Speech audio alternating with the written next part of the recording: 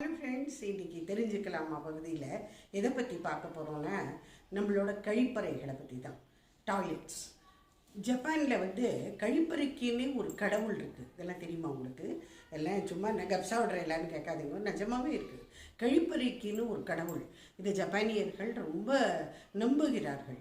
இந்த இந்த கடவுளுக்கு ஒரு பேர் கூட இருக்குது, கவாயா நோ காமி அப்படின்னு. இந்த கடவுளை அவர்கள் அப்படி நம்புகிறார்கள். எனக்கு இந்த டாய்லெட்டை சுத்தமாக வச்சுட்டா தான் ஒரு லக்கு ஒன்று உண்டாகும். அதுக்கப்புறம் எக்கச்சக்கமாக அவர்களுக்கு சப்போஸ் பயிர் அந்த மாதிரிலாம் இருந்ததுன்னா, நிலம் அதெல்லாம் இருந்ததுன்னா நல்ல விளைச்சலை கொடுக்கும், குழந்தை பேர் உண்டாகும். இது எல்லாமே இந்த கழிப்பறை கடவுளை கும்பிட்டா இத்தனை இதுவும் வாழ்க்கையில் நல்லது நடக்கும்னு.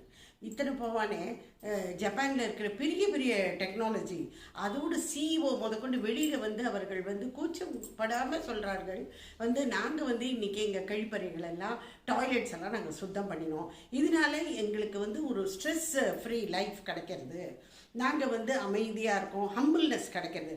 அதாவது எதுவுமே ஒரு பணிவுத்தன்மை வேணும்னாக்க டாய்லெட்டை க்ளீன் பண்ண சொல்கிறாங்க. டாய்லெட் க்ளீன் பண்ணினாலே பணிவு வந்துடுமா.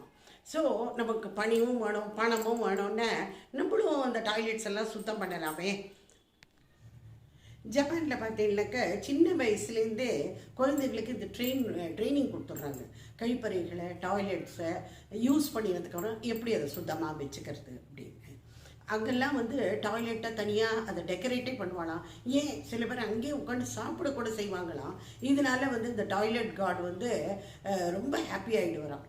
ஹாப்பி அண்ணாச்சி அப்படிங்கிற மாதிரி அவர் ஹாப்பி ஆகிடுவார்.